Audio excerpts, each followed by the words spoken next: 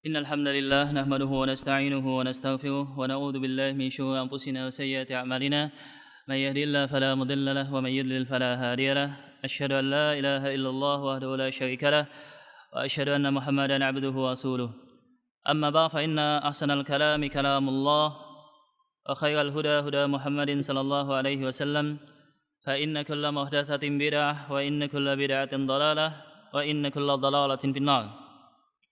Ikhwani rahimani Allah wa iyyakum. Alhamdulillah, kita memuji Allah tabaraka wa taala atas segala nikmatnya yang diberikan kepada kita sehingga hati kita masih digerakkan untuk selalu menuntut ilmu agama. Insyaallah ini akan menjadikan salah satu sebab jalan kita menuju surga menjadi lebih mudah sebagaimana disebutkan dalam hadis riwayat Muslim. Nas'alullah taala salamah. Kita akan melanjutkan hadis-hadis yang terdapat dalam kitab Bulughul Maram yang ditulis oleh Al-Imam Ibnu Hajar Al-Asqalani pada Kitabul Bai', pada bagian-bagian yang khusus membahas hadis-hadis yang berkenaan dengan jual beli. Hadis yang selanjutnya di sini hadis yang ke-664. Dan pada urutan kita, pembahasan kita hadis yang kelima, ya. Taib saya bacakan. Wa an Jabir bin Abdullah radhiyallahu taala an. Daripada Jabir bin Abdullah ibni Amr ibni Haram Al-Ansari As-Sulami Al-Madani. Kunyah beliau adalah Abu Abdullah karena mempunyai anak Abdullah dan orang tua beliau namanya juga Abdullah. Beliau meninggal di Madinah pada tahun ke-78 Hijriah. Baik, wa an Jabir bin Abdullah, daripada sahabat Jabir bin Abdullah radhiyallahu taala anhuma. Semoga Allah Subhanahu wa taala meridai beliau dan bapaknya yaitu Abdullah. Annahu kana ala jamalin. Suatu saat Jabir bin Abdullah bersama Rasulullah dan para sahabat yang lain dalam sebuah perjalanan. Ala jamalin, Jabir bin Abdullah menunggang seekor onta. Lahu qad a'ya, sedangkan kondisi onta tersebut qad ajiza, telah lemah. Onta tersebut telah lemah, kecapean, dan sudah tidak bersemangat untuk melanjutkan perjalanan. Sehingga jalan onta Jabir bin Abdullah agak pelan. Rombongan pasukan yang lain sudah duluan, Jabir bin Abdullah ketinggalan di belakang pasukan tersebut. Fa'arada ayyusayyibah, melihat kondisi ini, Jabir bin Abdullah ingin melepas hewan tunggangannya dan meninggalkannya begitu saja, terserah onta tersebut mau kemana. Kemudian Jabir berniat akan melanjutkan perjalanan dengan jalan kaki. Jabir menceritakan, "Walahiqani Nabi sallallahu alaihi wasallam pada ari." Ketika saya dalam kondisi demikian, Rasulullah, beliau adalah komandan perang, tapi jalan komandan paling belakangan. Mungkin ada pasukan yang tercecer atau ada hal yang semisalnya, maka Rasulullah berada pada posisi yang paling belakang. Ketika Jabir berada terlambat di antara rombongan yang lain, Rasulullah SAW mengetahui hal tersebut. Dan kemudian Rasulullah SAW kemudian berdoa, maksudnya supaya ontanya tadi menjadi kuat lagi. Wa darabahu fasara sayyan lam yasir mithlah. Rasulullah kemudian memukul onta Jabir bin Abdullah tadi sehingga ontanya menjadi tiba-tiba kuat, sembuh dan semangat melanjutkan perjalanan. Ini salah satu mukjizat daripada Rasulullah sallallahu alaihi wasallam. Kemudian Rasulullah sallallahu alaihi wasallam setelah memukul onta Jabir bin Abdullah tadi berkata, "Bi'ni bi'uqiyah." Wahai Jabir bin Abdullah, juallah onta ini kepada saya. Juallah onta ini kepada saya, kata Rasulullah sallallahu alaihi wasallam. Bi'uqiyah, dengan satu uqiyah. Uqiyah itu adalah nama jumlah uang daripada uang dirham. Maksudnya 40 dirham. Qultu, kemudian Jabir berkata, "La, wahai Rasulullah, tidak. Saya tidak mau menjual onta ini kepada Anda. Tsumma qala, kemudian Rasulullah SAW membujuk yang kedua kali. Bi'ni, jualah onta ini kepada saya. Dalam riwayat yang lain, dalam riwayat Al-Imam Al-Bukhari, Jabir bin Abdullah menyatakan, bal ahibulak. Wahai Rasulullah, onta ini bukan untuk saya jual kepada Anda, tapi saya kasihkan aja kepada Anda. Saya berikan kepada Anda. Ini dalam riwayat Al-Imam Al-Bukhari. Dan hadis yang sedang kita bacakan ini adalah lafaz yang dibawakan oleh Al-Imam Muslim dalam sunannya. Jadi hadis yang sedang kita bacakan ini adalah hadis yang diriwayatkan oleh Al-Imam Al-Bukhari dan Muslim, juga ashabus sunan, tapi dengan lafaz Al-Imam Muslim. Fabi'tuhu bi'uqiyah. Setelah Rasulullah SAW membujuk saya dua kali supaya saya menjual onta saya kepada Rasulullah SAW, fabi'tuhu bi'uqiyah. Saya kemudian menjual onta tersebut kepada Rasulullah SAW. Tetapi ada tapinya. Washtarattu humlanahu ila ahli. Tapi ada satu syarat, wahai Rasulullah, kata Jabir, onta ini tetap dalam pegangan saya sampai saya sampai ke Madinah. Onta dijual, Rasulullah SAW sudah menentukan harga, tapi Jabir sebagai penjual menyatakan ada satu syaratnya, saya tetap menunggang onta ini sampai ke Madinah. Falamma balagtu ataituhu bil jamal. Ketika Jabir bin Abdullah sampai ke Madinah, Jabir bin Abdullah kemudian mendatangi Rasulullah dalam riwayat yang lain di Masjid Nabawi. Kemudian Rasulullah SAW, Jabir bin Abdullah menyerahkan onta dan Rasulullah SAW menyerahkan harga onta tersebut. Fanaqadani thamanah. Rasulullah SAW kemudian membayarnya. Thumma raja'tu. Setelah selesai penyerahan onta dan harga tadi, saya kemudian pulang. Kata Jabir bin Abdullah. Fa arsala fi athari. Kemudian Rasulullah mengutus seseorang datang ke rumahku.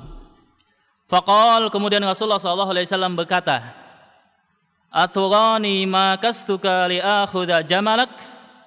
Wahai Jabir bin Abdullah, apakah engkau menyangka saya menawar onta Anda itu supaya saya bisa memiliki onta Anda? Maksud Rasulullah, saya sebetulnya ingin ngasih uang dan bukan untuk menawar Anda, hanya sekedar canda. Dan ini onta Anda saya kembalikan dan harganya pegang. Maksudnya Rasulullah SAW ingin memberikan sesuatu kepada Jabir bin Abdullah, tetapi dengan cara yang lebih sopan, dengan cara yang lebih elegan. Jadi seakan-akan beli onta beliau dulu, kemudian ketika ontanya telah diserahkan, ontanya dikembalikan, harganya juga dibayarkan. Khudh jamalaka wa dirahimaka fahuwalak. Ambil onta Anda kembali dan harganya juga ambil. Semua ini untuk kamu, wahai Jabir bin Abdullah. Muttafaqun alaih, diriwayatkan oleh Al-Imam Al-Bukhari dan Muslim. Dari kumpulan-kumpulan riwayat yang ada, bisa dijelaskan secara lebih lengkap bahwasanya Rasulullah SAW, sebagaimana dalam hadis ini, mengadakan satu perjalanan. Dan hadis ini terjadi ketika Rasulullah SAW selesai pulang dari sebuah peperangan. Ketika pulang ke Madinah, yang dalam pasukan tersebut ada Jabir bin Abdullah. Ontanya sebagaimana kita tahu kondisinya sudah kepayahan, sakit-sakitan, lemah, dan jalannya itu sangat lamban. Rombongan pasukan makin jauh duluan, Jabir bin Abdullah makin ketinggalan. Ternyata Rasulullah SAW yang terbiasa di belakang pasukan mengetahui hal ini. Jadi ini menunjukkan bahwasanya komandan itu seharusnya lebih aktif. Terkadang mungkin di depan, terkadang di samping, atau bahkan Rasulullah SAW mencontohkan di belakang, sehingga kalau ada pasukan yang tercecer, ketahuan. Ringkasnya Rasulullah SAW mendatangi Jabir bin Abdullah. Ada apa wahai Jabir? Kata Jabir, onta saya sudah kepayahan dan tidak lagi mampu untuk berjalan. Saya ingin melepaskan saja ke padang pasir sehingga dia bebas. Apa yang dilakukan oleh Rasulullah? Rasulullah sangat peka dalam masalah ini. Beliau mendoakan onta tersebut sehingga menjadi kuat lagi. Dengan cara setelah berdoa dipukul. Pukulan yang sangat berberkah sehingga onta tadi menjadi sangat cepat jalannya. Ketika itu kemudian Rasulullah SAW menyatakan, wahai Jabir bin Abdullah, juallah onta ini kepada saya. Kata Jabir bin Abdullah, enggak wahai Rasulullah, ini saya kasihkan saja kepada Anda. Kata Rasulullah, enggak, saya ingin beli. Ini pemahamannya maksudnya. Kata Jabir, enggak, saya kasihkan saja. Kemudian akhirnya Jabir menyerah. Iya wahai Rasulullah, saya jual dengan uqiyah, 1 uqiyah. Kemudian kata Jabir, syaratnya saya bisa membawanya ke Madinah. Jual beli akadnya sudah oke. Seharusnya ontanya diserahkan, harganya diterima. Tapi kemudian Jabir mensyaratkan, saya bawa dulu onta ini ke Madinah supaya saya bisa pulang. Ada pertanyaannya, kenapa Jabir enggak menyerahkan onta langsung kepada Rasulullah dan membonceng sahabat yang lain? Jawabannya adalah Jabir bin Abdullah pengantin baru, jadi pengen cepat-cepat. Dalam hadis riwayat yang lain An-Nasa'i dan Al-Imam Al-Bukhari, Jabir bin Abdullah minta izin, ya Rasulullah, ista'dzin li. Saya minta izin wahai Rasulullah supaya duluan dari pasukan, kan ontanya sudah kuat. Kata Rasulullah, kenapa? Jabir bin Abdullah kemudian menjawab, li'anni arus, saya pengantin baru wahai Rasulullah, dan belum merasakan apa yang sebagaimana dirasakan oleh pengantin baru. Pengen pulang-pulang cepat. Fa'adzinalah, sehingga kemudian Jabir berpisah dari pasukan dan duluan datang ke Madinah. Ketika Jabir bin Abdullah minta izin, wahai Rasulullah, saya ingin duluan ke Madinah, berpisah dari pasukan. Rasulullah bertanya, tazawwajta bikran aw thaiban? Wahai Jabir, kamu kan pengantin baru. Yang kamu nikahi itu janda atau gadis? Kata Jabir, thaiban, janda wahai Rasulullah. Rasulullah kemudian menyatakan, halla bikran tula'ibuka wa tula'ibuha. Wahai Jabir, kenapa enggak nikahi yang gadis saja? Sebab dengan yang gadis kamu bisa bermesraan, bermain-main dan seterusnya. Jabir bin Abdullah menyatakan, wahai Rasulullah, bapak saya Abdullah meninggal dan saya mempunyai saudara 9 orang perempuan. Dalam riwayat yang lain disebut 7 orang perempuan maksudnya. Dalam riwayat yang lain disebutkan 5. Dan saya tidak mau nanti kalau usia istri saya itu sama dengan saudari saya yang dalam satu rumah, sehingga menjadi potensi cekcok itu banyak. Rasulullah kemudian memahami hal ini dan mengizinkan Jabir bin Abdullah duluan berpisah daripada pasukan untuk datang ke Madinah cepat-cepat. Wallahu taala a'lam bisawab. Jadi ringkasnya hadis ini diriwayatkan oleh Imam Muslim dengan semua rawinya thiqah, tetapi ini bukan pada pembahasan sanad. Taib. Kita lanjutkan. Ma yu'khadhu minal hadits. Beberapa faedah yang kita bisa ambil daripada hadis ini. Sebetulnya yang kita ambil faedah daripada hadis ini cuma kalimat hadis. Jabir bin Abdullah menyatakan, ya Rasulullah, saya mau menjual, syaratnya saya boleh memakainya duluan. Saya boleh memakainya sampai datang ke Madinah. Ini nanti yang dikenal dengan asyartu fil bai', tentang hukum syarat dalam transaksi jual beli. Si penjual boleh mensyaratkan beberapa persyaratan, sebagaimana pembeli boleh mensyaratkan beberapa persyaratan. Mungkin kalau dalam konteks sekarang, seseorang beli mobil si fulan misalkan, kata si fulan tersebut, iya ini saya jual, syaratnya mobil ini saya pakai dulu 1 minggu lagi. Maslahat untuk manfaat untuk si penjual. Ini contoh dalam konteks sekarang ini. Tapi beberapa faedah yang kita bisa ambil daripada hadis ini. Yang pertama adalah min husnil qiyadati wa rifqi bi rifqatis safari ay yakuna qaiduhum wa amiruhum fi saqatihim fayakunu fi muakharatil jaishi awil qafilati lil asisin wa rifqan lil munqati'in. Salah satu sifat yang harus dicontoh oleh pemimpin, oleh komandan adalah hendaklah dalam sebuah perjalanan komandan tersebut lebih sering berada pada posisi paling belakang. Di dalam sebuah perjalanan rombongan besar harus ada atau komandannya yang berada pada posisi paling belakang. Atau pernah Rasulullah SAW tidak berada pada posisi belakang, tapi beliau menyuruh salah seorang sahabat berada pada posisi yang paling belakang agak sedikit jauh. Fungsinya mungkin kalau ada yang ketinggalan, sebagaimana dalam hadithul ifki, Aisyah terpisah daripada pasukan, dan itu diketahui oleh salah seorang pasukan yang berada di paling di belakang.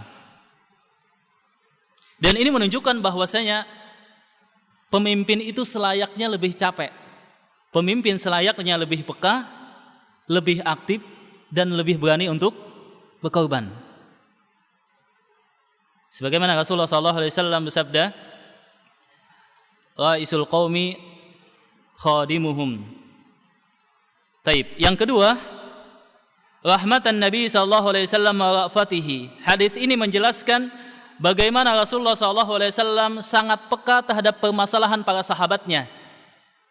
Ketika mengetahui Jabir bin Abdullah ontanya sudah kepayahan, kecapean dan tidak mampu lagi berjalan kecuali dengan lambat, Rasulullah tidak menyatakan udah jalan saja atau kamu naik saja di belakang saya. Ini sebetulnya bukan solusi yang kemudian bisa menyenangkan semua pihak. Tapi Rasulullah memberikan solusi yang sangat bagus. Doa beliau mustajabah sehingga beliau berdoa. Kita tahu bahwasanya doa Rasulullah SAW pasti diijabah oleh Allah Subhanahu Wa Taala kecuali dalam beberapa kasus. Faedah yang selanjutnya, ini menunjukkan adanya mukjizat para nabi. Adanya mukjizat para nabi. Di bawah mukjizat apa namanya Bapak-bapak? Kalau mukjizat kan untuk para nabi, di bawahnya ada namanya karamat untuk para wali. Apa definisi wali? Alladzina amanu wa kanu yattaqun. Wali itu adalah setiap orang yang beriman dan mereka bertakwa kepada Allah dengan sebenar-benarnya takwa. Inilah wali sebetulnya. Jadi kalau ada misalkan, Pak ayo salat asar Pak, aduh saya sudah salat di Mekah barusan saja. Ini bukan wali. Kenapa? Sebab waktu antara salat asar di Indonesia dengan di Mekah justru beda berapa jam Bapak? 5 atau 4 jam duluan di Indonesia. Subhanallah. Ini bukan wali. Wali adalah setiap orang yang beriman dengan iman yang betul, jauh daripada kesyirikan dan dia bertakwa kepada Allah Subhanahu wa taala. Setiap wali memungkinkan mendapatkan karamat. Tapi bukan syarat menjadi wali harus mempunyai karamat. Bisa dipahami Bapak ya? Semua orang mukmin yang beriman dengan betul, menjauhi kesyirikan, bertakwa kepada Allah, itu adalah wali Allah. Tapi tidak semuanya kemudian mendapatkan karamat, meskipun semuanya memungkinkan. Misalkan terjadi pada Ala bin Hadrami, seorang tabi'in. Beliau mengadakan perjalanan terhalang oleh sungai. Kalau kita kan biasanya kalau terhalang sungai mungkin berenang, ini pilihan yang paling terakhir, atau kita mencari tumpangan, perahu. Tapi Ala bin Hadrami ketika melihat tidak ada perahu atau tidak ada orang yang mempunyai perahu sekitar sana, tidak ada yang bisa dimintai tolong, beliau berdoa kepada Allah, "Ya Allah, saya terhalang sungai, tolonglah." Setelah itu kemudian Ala bin Hadrami berjalan di atas sungai. Tidak, kalau kita kan berjalan di atas sungai langsung tenggelam, tapi beliau sampai ke tepi di sebelah sana. Atau sebagaimana yang terjadi pada Silah bin Ashim, seorang tabi'in. Beliau berada pada sebuah perjalanan melewati hutan. Tiba-tiba di hutan hewan tunggangan beliau itu, kuda itu mati. Silah bin Ashim bingung. Ini perjalanan masih jauh, di tengah hutan, kudanya mati. Apa yang beliau lakukan? Berdoa kepada Allah, "Ya Allah, kuda saya mati, hidupkanlah." Kemudian onta yang mati tadi bangun lagi, ditunggangi sampai ke rumah. Selesai sampai di rumah, kemudian kudanya mati lagi. Ini contoh-contoh karamat. Dan karamat akan terjadi setiap zaman. Contoh karamat yang terjadi ketika hampir hari kiamat adalah kisah seorang pemuda yang dibelah oleh Dajjal. Kemudian diminta beriman, pemuda tersebut tidak mau, ingin dibunuh yang kedua kali sebagaimana dalam hadis riwayat Muslim. Beliau tidak bisa lagi. Maksudnya Dajjal tidak bisa membunuh pemuda tadi yang kedua kalinya. Karamat terjadi di akhir zaman. Jadi karamat mungkin terjadi setiap zaman pada orang yang saleh. Yang pasti kita jangan terkecoh, kata Imam Ibnu Taimiyah. Jangan Anda terkecoh ketika melihat seseorang yang terbang di udara, sebagaimana David siapa itu namanya Bapak? Iya. Atau dia berjalan di air sampai melihat bagaimana akidahnya, bagaimana ibadahnya. Kalau akidahnya bagus, ibadahnya luar biasa, wali Allah. Tapi kalau akidahnya bercampur dengan kesyirikan atau mengikuti beberapa tarekat sufiyah, maka ini bukan wali Allah. Apalagi ibadahnya misalkan kacau, maka ini adalah wali syaitan. Ini beberapa hal tentang karamat. Ya, faedah yang selanjutnya, zawajul bai'i wasyira minal imami la ra'iyati. Hadis ini menunjukkan faedah yang berikutnya, bolehnya seorang pemimpin melakukan transaksi dengan bawahannya atau dengan rakyatnya, tidak terlarang. Mungkin dalam kasus yang sedang berkembang di Indonesia, pejabat itu tidak boleh apa biasanya Bapak? Tidak boleh terjun mungkin dalam bisnis atau yang semisalnya. Takutkan nanti ada hal-hal yang sifatnya berbau KKN. Tapi hadis ini menunjuk hukum asalnya, pemimpin boleh transaksi dengan rakyatnya atau dengan bawahan selama pemimpin tersebut tidak memanfaatkan posisinya. Selama pemimpin tersebut tidak memanfaatkan posisinya. Ini ilatnya, sehingga boleh. Tapi kalau sekarang pejabat itu biasanya bisnis atau keluarganya biasanya ya mumpung-mumpung kan begitu Pak ya. Oh, mumpung jadi pejabat, kemudian bisnisnya lancar dan terus demikian. Jadi dalam hadis ini Rasulullah SAW tidak menggunakan aji mumpung. Ketika Rasulullah SAW menawarkan, wahai Jabir bin Abdullah, jual onta Anda kepada saya. Kata Jabir bin Abdullah, an Rasulullah, udah saya kasih saja. Kata Rasulullah, enggak, saya beli. Saya kasih, enggak, saya beli, baru dijual. Kalau pemimpin zaman sekarang mungkin saya kasih aja deh, oh iya enggak apa-apa dikasih. Kan begitu Pak ya. Tapi enggak. Jadi pemimpin boleh melakukan transaksi jual beli apapun atau apapun aktivitas ekonomi selama dia tidak menggunakan kesempatan atau kelebihan beberapa yang dimiliki oleh jabatannya. Iya. Yang selanjutnya,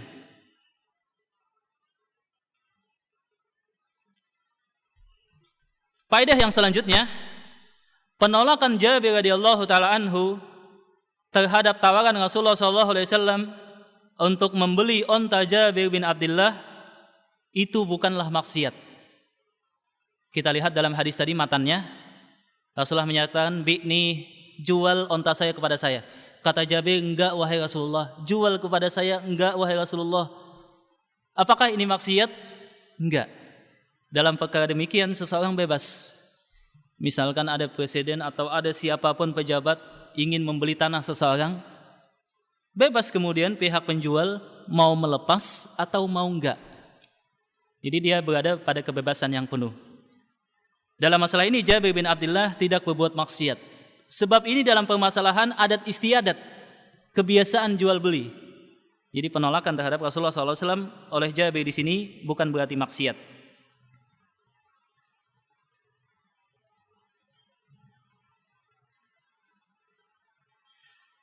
Faedah yang selanjutnya, hadis ini menunjukkan betapa pemurahnya Rasulullah SAW. Rasulullah SAW sebetulnya ingin memberikan uang sekitar 40 dirham kepada Jabir bin Abdullah, tapi dengan cara yang lebih santun supaya enggak tersinggung. Sebagian orang mungkin langsung dikasih uang tersinggung. Akhirnya Rasulullah SAW melihat kondisi ini mungkin menawar onta Jabir. Setelah transaksi selesai, tiba di Madinah, Jabir menyerahkan onta, Rasulullah menyerahkan harga, kemudian ontanya dikembalikan kepada Jabir. Saya hanya melakukan jual beli yang seakan-akan hanya fiktif. Jadi dari awal semula sebetulnya niat Rasulullah SAW bukan untuk membeli, tapi ingin memberikan Jabir bin Abdullah sejumlah uang. Kemudian hadis ini menunjukkan bolehnya seseorang meninggalkan hewan tunggangannya yang fungsinya sudah tidak bisa diharapkan. Maka dalam hadis ini disebutkan fa'ara ada ayyusayyibah. Jabir bin Abdullah melihat ontanya sudah lemah, kepayahan, ingin melepaskan ontanya, terserah mau kemana. Kalau konteks sekarang mungkin sepeda motor, Pak ya, sepeda motornya mogok, mungkin boleh ditinggal tapi kayaknya nggak ada gitu ya. Nggak ada, insya Allah tetap didorong motornya kemudian sampai ke bengkel. Sebetulnya boleh. Iya. Adapun kandungan daripada hadis ini adalah permasalahan tentang syarat jual beli. Hukum asal syarat jual beli adalah boleh. Jadi hukum asal syarat jual beli adalah boleh. Kita harus bedakan ada syarat sah jual beli dan ada syarat dalam jual beli. Bisa dipahami Bapak ya? Ada syarat sah jual beli dan ada syarat yang disyaratkan oleh kedua belah pihak dalam transaksi jual beli. Syarat sah jual beli apa kemarin kita sebutkan ada 6. Di antaranya adalah ridha kedua belah pihak. Kemudian yang melakukan transaksi ahliyah, balik, berakal dan seterusnya. Kemudian barangnya itu jelas bisa diserahkan. Seterusnya ada sekitar 6 syarat kemarin jual beli yang sudah kita bahas. Ini syarat sah jual beli. Tetapi ada syarat yang boleh disyaratkan dalam jual beli. Bedanya, kalau syarat jual beli salah satu enggak ada syarat sahnya, maka jual beli menjadi tidak sah. Tapi kalau syarat jual beli kalau enggak ada, maka sah. Beda yang kedua, syarat sah jual beli itu daripada Allah dan Rasulnya. Adapun syarat dalam jual beli itu yang mensyaratkan adalah pedagang atau penjual. Perbedaan selanjutnya, syarat sah jual beli kalau tidak terpenuhi itu bisa menjadikan batal transaksi. Kalau dalam syarat jual beli, dalam jual beli hanya tidak mengikat pihak yang disyaratkan, pihak yang kepadanya disyaratkan salah satu syarat. Ya, kita akan membahas sedikit tentang syarat jual beli. Hukum asal syarat jual beli adalah boleh. Jadi pada hukum asalnya si penjual boleh mensyaratkan beberapa syarat kepada si pembeli. Misalkan begini, Anda syaratnya uangnya harus cash. Kemudian kalau enggak cash harus ada barang yang digadaikan sebagai jaminan dan beberapa syarat yang lain. Kemudian si pembeli juga menyatakan syaratnya barang harus dalam kondisi demikian, kondisi demikian. Ini yang disebut dengan syarat jual beli. Syarat dalam jual beli yang diajukan oleh baik si penjual ataupun si pembeli. Syarat jual beli dalam jual beli ada beberapa macam. Yang pertama adalah syarat yang masih ditoleransi. Ditoleransi. Yang kedua, syarat yang tidak boleh diajukan sebab diharamkan. Sebab diharamkan. Syarat yang pertama yang ditoleransi dan dibolehkan adalah yasihu syartu ta'jili thaman warahan aw damin muayyanin bihi. Syarat yang pertama dibolehkan syarat maslahat. Disebut dengan syarat maslahat. Misalkan begini. Kata si pembeli barang ini harus cash kontan. Kata si penjual, syarat daripada si penjual. Kemudian kata si pembeli oke kalau kontan, tapi barangnya harus diserahkan di tempat ini misalkan. Saya tidak mau ada capek misalkan kos ngambil barangnya dan itu membutuhkan waktu yang lama. Ini disebut dengan syarat maslahat. Atau misalkan kata si pembeli, saya mau beli barang Anda tetapi syaratnya maslahat kepada saya. Saya nggak punya uang, bagaimana kalau saya beli dengan kredit? Kata si penjual, iya nggak masalah dengan kredit, tapi juga saya ada syarat satu. Kalau kredit harus ada jaminan misalkan. Ini disebut dengan syarat maslahat bagi salah satu atau kedua belah pihak yang mengajukan syarat tersebut. Syarat yang kedua adalah syarat yang sifatnya spesifikasi barang, as-sifah. Dan ini biasanya yang mensyaratkan adalah siapa biasanya Bapak? Dalam untuk mengajukan spesifikasinya begini dan begitu, si pembeli.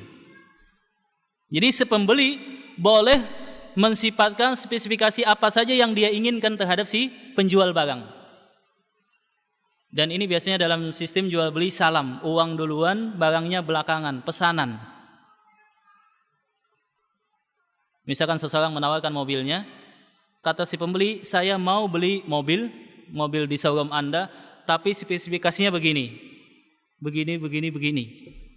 Itu syarat daripada si pembeli biasanya. Dan ini dibolehkan tidak masalah, meskipun banyak syaratnya. Syarat yang ketiga adalah syarat yang sifatnya manfaat. Kalau maslahat tadi berhubungan dengan bendanya, tapi kalau manfaat ini berhubungan dengan manfaat ada yang balik kepada pihak penjual atau pembeli, dan ini mirip dengan maslahat. Contohnya begini. Seseorang misalkan membeli rumah misalkan. Saya mau beli rumah Anda, tapi syaratnya setiap bagian yang rusak daripada rumah Anda itu diperbaiki dulu semuanya. Ini manfaat yang kembali kepada si pembeli. Bedanya maslahat dengan manfaat adalah maslahat dalam kasus jual beli adalah tindakan untuk pengamanan sehingga transaksi tadi berjalan dengan apa yang dikehendaki.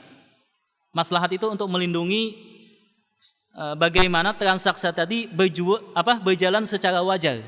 Itu maslahat. Adapun manfaat adalah ingin mendapatkan manfaat yang lebih.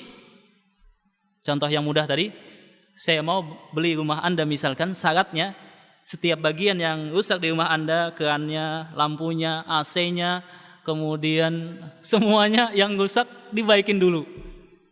Kata si penjual, iya nggak masalah, akadnya sah. Atau syarat daripada si penjual, kata si penjual, saya kan sudah baikin rumah saya setiap yang rusak, bagaimana transaksi ini deal? Jadi oke, tapi saya 1 bulan dulu numpang tinggal.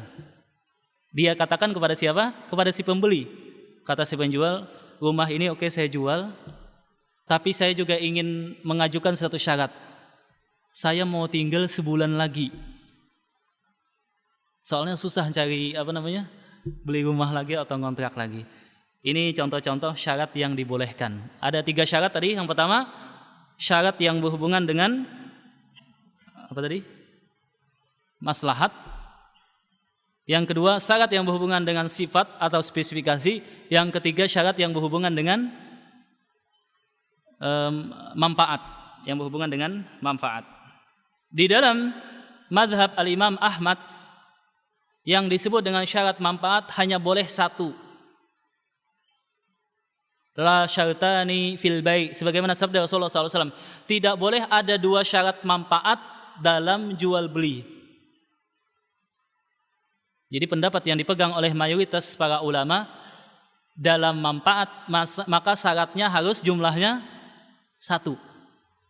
Misalkan begini, saya mensyaratkan, saya sebagai pembeli misalkan mau beli rumah, kasus yang tadi yang lebih mudah, tapi syarat dari saya adalah rumahnya diperbaiki dulu semuanya.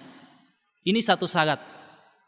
Tidak boleh kemudian saya juga ingin misalkan rumahnya misalkan syarat yang kedua, Hah? Di chat. Nggak boleh. Ini menurut Al-Imam Ahmad, dan inilah pendapat yang lebih kuat. Khusus dalam syarat manfaat hanya satu dibolehkan. Berdasarkan sabda Rasulullah SAW, la syartani fil bai', tidak boleh ada dua syarat manfaat. Jadi hanya satu. Tapi ya di sini tentu kejelian. Mungkin syaratnya satu tapi mencakup mencakup umum. Sebagaimana tadi, saya mau beli rumah Anda tapi baikin dulu semua yang rusak. Itu satu. Tapi mencakup sangat banyak umum. Wallahu ta'ala alam bisawab. Adapun syarat spesifikasi boleh sebanyak-banyaknya, meskipun kata Imam Ibnu Taimiyah 100 sifat.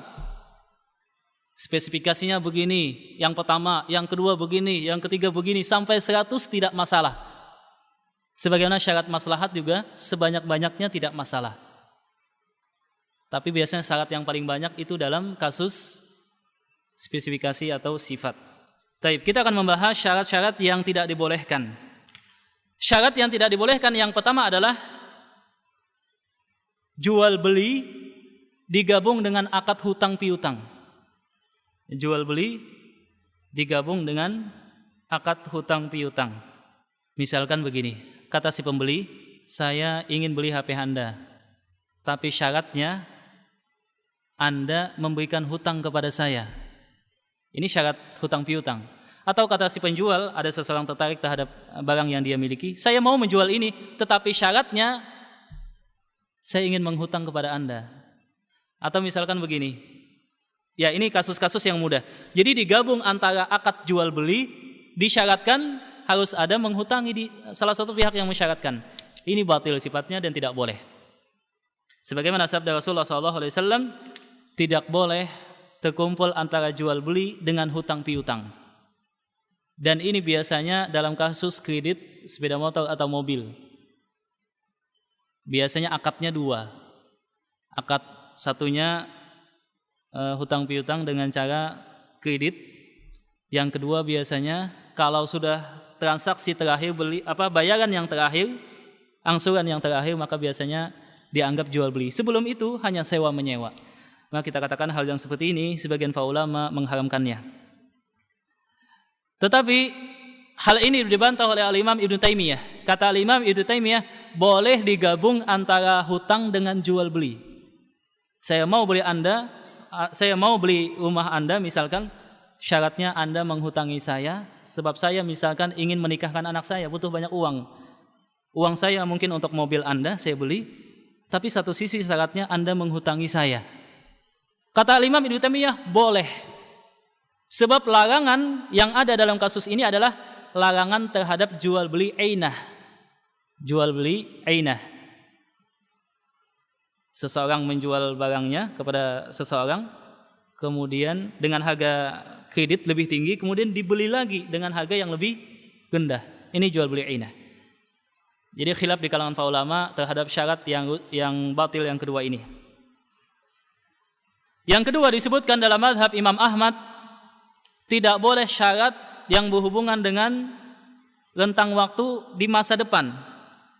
Misalkan begini, saya mau beli mobil Anda dan transaksi otomatis jadi kalau tender saya berhasil, misalkan beberapa minggu lagi. Saya mau beli rumah Anda, misalkan, tapi otomatis jual beli kita jadi kalau saya menang tender beberapa hari lagi, misalkan. Ini syaratnya berhubungan dengan masa depan. Atau seorang istri, datang orang yang biasa nawarkan barang kredit, Bu, ini ada TV dijual dengan cara kredit atau yang semisalnya.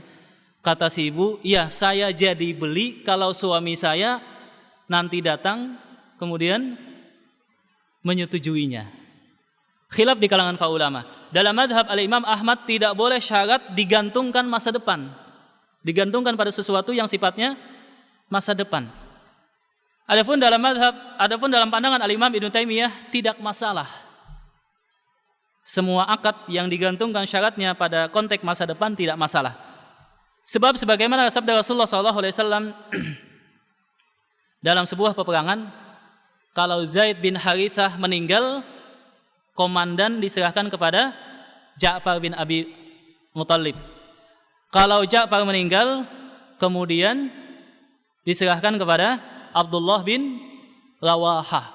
Ini syarat daripada Rasulullah SAW meskipun dalam ekspedisi perang, tapi ini juga berlaku kata Al-Imam Ibnu Taimiyah. Yang lebih rajih, insyaallah tidak masalah. Insyaallah tidak masalah. Sebagaimana pendapat Al-Imam Ibnu Taimiyah. Jadi tidak masalah misalkan Bapak beli rumah, iya, jual beli saya otomatis jadi beli rumah Anda ketika saya misalkan mendapatkan misalkan keuntungan yang tiba-tiba atau warisan atau tender atau yang semisalnya. Jadi boleh syarat masa depan. Atau syarat ridha. Saya mau beli ini ketika atasan saya sepakat. Kalau atasan saya sepakat, otomatis jual beli jatuh. Maka ini dibolehkan. Syarat yang selanjutnya adalah tidak boleh seorang pembeli mensyaratkan saya beli barang Anda, kemudian saya jual, kalau nggak laku saya kembalikan. Ini ada nggak begini? Misalkan sebuah toko, biasanya kan dipasok begitu ya. Iya, saya beli barang ini, bayarnya minggu depan pada pasokan yang kedua, barang yang kedua. Tapi kalau nggak laku saya, diapain Bapak-Bapak biasanya? Kembalikan.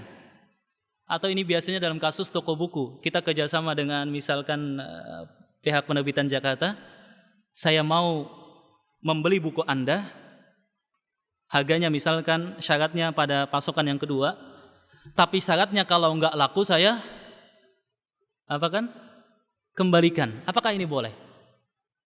Maka yang masyhur di kalangan para ulama dan mayoritas para ulama menyatakan tidak boleh.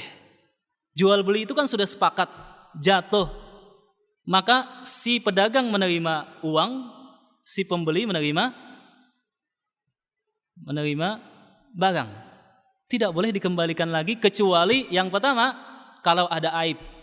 Yang kedua dalam khiyar, baik khiyar majlis atau khiyar apa satunya? Khiyar syarat. Lah bagaimana Ustadz jalan keluarnya, solusinya? Yang dijelaskan oleh Syekh Khalid Ali Musyauqi, salah seorang pakar ekonomi Islam di Saudi, murid Syekh Utsaimin, beliau menjelaskan, adapun jalan solusinya adalah sistem wakalah. Kita menjadi wakil pihak yang mewakili penjualan barang pihak lain. Jadi sebagai wakalah, hanya sebagai wakil. Tidak boleh kemudian kita beli, kemudian dibalikin lagi atau ditukar lagi. Selama enggak di majlis, selama enggak ada syarat, sebetulnya enggak boleh lagi. Wallahu taala alam bisawab. Jadi syarat ini yang pertama bisa terjadi sebelum akad berlangsung. Sebelum akad berlangsung bisa mengajukan syarat. Yang kedua, ketika akad terjadi masih memungkinkan saling mengajukan syarat. Yang ketiga, ketika dalam masa khiyar, masih misalkan berada dalam toko, masing-masing bisa mensyaratkan. Atau dalam khiyar syarat, kata si pembeli, iya saya mau pakai barang Anda selama 3 hari. Kalau cocok saya beli, kalau nggak cocok saya kembalikan. Dalam masa khiyar ini, rentang 3 hari atau 1 minggu sesuai yang disepakati, masing-masing kemudian boleh mengajukan syarat. Entah syarat spesifikasi mungkin nggak ada lagi dalam masa khiyar ini. Tapi yang mungkin adalah syarat maslahat atau syarat manfaat. Wallahu taala alam bisawab. Ini memang agak sedikit jelimit pembahasan syarat jual beli. Tapi pada intinya sah semua syarat insyaallah kecuali yang dilarang. Wallahu taala alam bisawab. Iya. Wallahu taala alam bisawab. Mungkin sampai di sini karena keterbatasan waktu. Insyaallah kita lanjutkan nanti minggu depan. Insyaallah bitaufikillah wa bi ma'unatih. Subhanakallahumma wa bihamdik asyhadu an la ilaha illa anta astaghfiruka wa atubu ilaik. Mohon maaf kalau ada kekeliruan dan ketidakjelasan. Semoga ini bermanfaat. Walhamdulillahirabbil alamin.